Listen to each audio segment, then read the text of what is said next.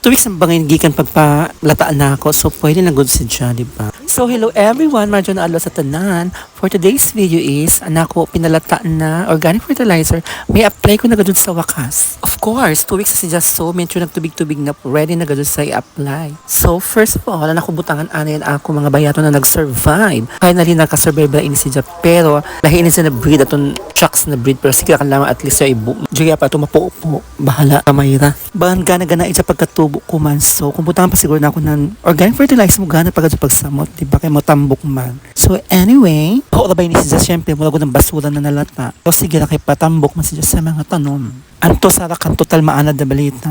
Sa upat kasidling ang mula kasi na survive man upat lang ka kapunanan bayatong pero sige ra. At least dyan kaya sa waya. And then, ako na sa pagbutangan amo kaguko kaya nalabay mo dyan man. Sa kaguko sa bagang limaray na survive. Pero sige na, kay happy na sa mag-summer, magdungan na kita pagtanom. Kung pasa na ito pagtanom, pagtingsugan na kay para di na madao. O, di ba, napasan pa ng mga panit sa gulay, panit sa saging, una ka ng mga panit na malata, kay pwede doon sa ihimo ng organic fertilizer o sa medyo mga basura ng mga panit, doon doon ilabo. Doon yung mga tanom, pwede.